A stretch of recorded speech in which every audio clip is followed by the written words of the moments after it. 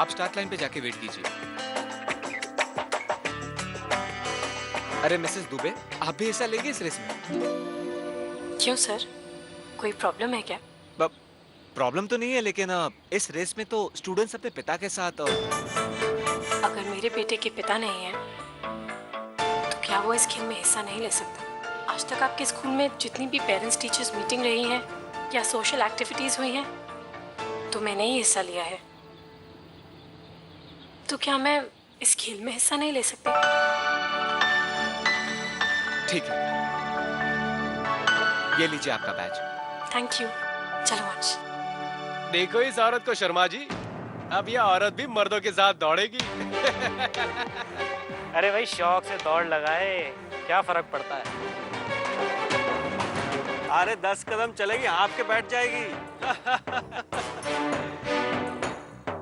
अरे एक तो इस टेलीविजन ने ना इन औरतों का दिमाग खराब करके रखा हुआ है, अपने आप को मर्दों के बराबर समझने लगी हैं।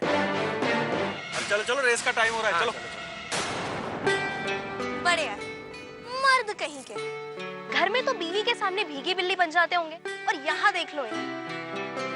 देख, तू इनकी बातों की बिल्कुल फिक्र मत कर। रेस का टाइम हो रहा है, तुम लोग जाओ। All the best. Thank you. चलो वंश।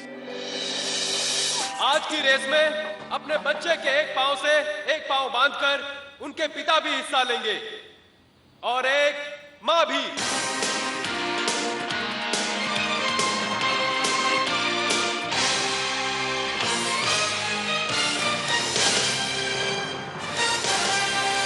On your mark, get set.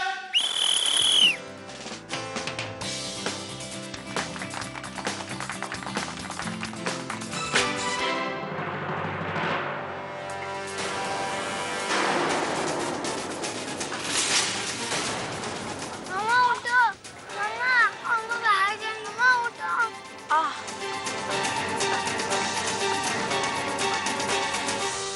चलो वंश।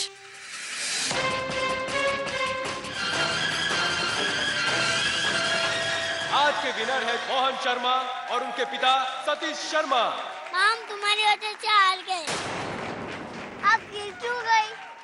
अंश, वो मैं जानबूझकर नहीं। कट्टी।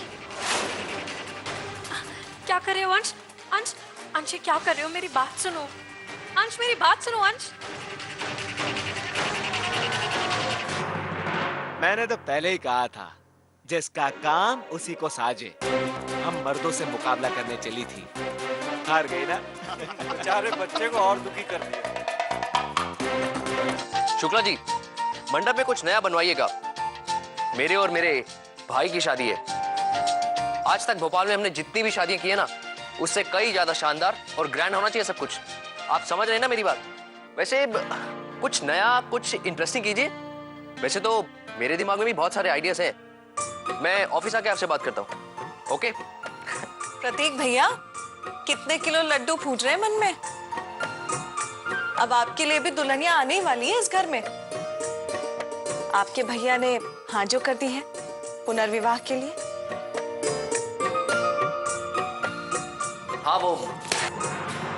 हाँ, वो मैंने ऑर्डर लिख लिया है, मैं पहुंचवा दूंगा। कितना आसान हो गया है ना आजकल एक विधवा का पुनर्विवाह कराना। अरे विधवा ही तो है वो।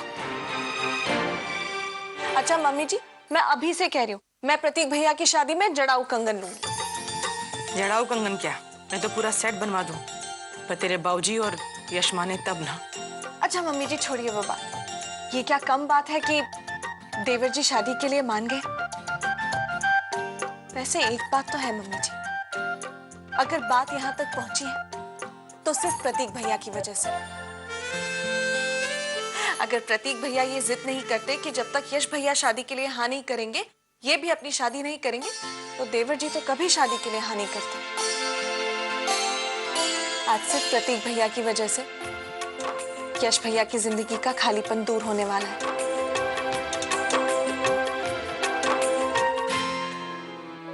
बेटा, बढ़ती हुई बेटियों के सर पर माँ का आंचल होना बहुत जरूरी है। प्रतीक की शादी तुम्हारे कारण रुकी हुई है। एक लड़की देखी हमने तुम्हारे लिए।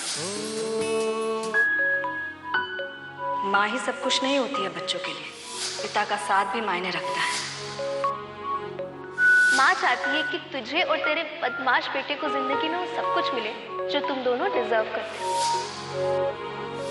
आज मेरे पापा और जब मैं कभी नहीं आता। लड़का सच में बहुत अच्छा है। उसने अपने घर वालों को इस बात के लिए मना लिया है कि तुझे अगर वो अपने घर की बहू बनाना चाहते हैं तो उन्हें अंश को भी स्वीकार करना होगा। पता नहीं कैसे भरोसा कर लूं मैं माँ के कहे पर। क्या सच है यश जी ने शादी का फैसला बिना किसी स्वार्थ के और सिर्फ मेरे अंश की पापा बनने की खातिर लिया है? जाने कैसे होंगे वो। जाने क्या चल रहा होगा आरती जी के मन में। भगवान करे कि मुझसे पुनर्विवाह करने का फैसला वो सिर्फ और सिर्फ मेरी बेटियों की माँ बनने की वजह से ही ले, क्योंकि अपनी अर्पिता की जगह मैं किसी को भी नहीं दे सकता, किसी को भी नहीं। ये